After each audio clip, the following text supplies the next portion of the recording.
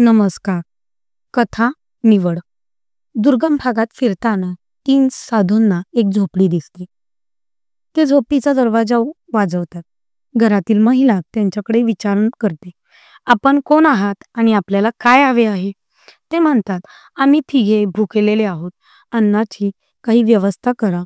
झोपडी बाहेरील झाडाखाली विश्रांती करण्याची विनंती करत महिला पुन्हा घरात गेली.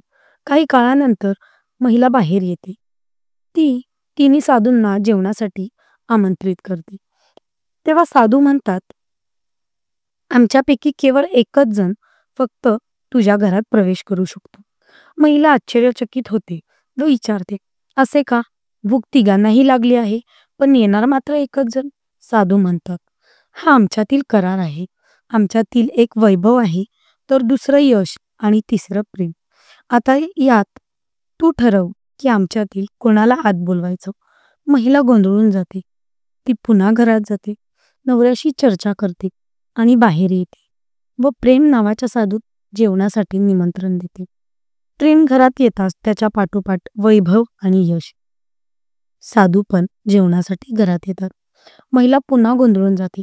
तेव्हा साधू म्हणतात, मुली, तू प्रेम मागितलं, त्या पाठोपाठ यश आणि वैभव तुझ्या घरात प्रवेश करते झाली. पण तू वैभव किंवा प्रेम यांना जर पाचारण केले असते तर आमच्यातील दोघे उपाशी राहिले असते.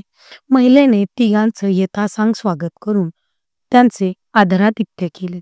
तात्पर्य: जगात प्रेमापाठोपाठ यश आणि वैभव आयुष्यात व घरात येत राहतात. धन्यवाद.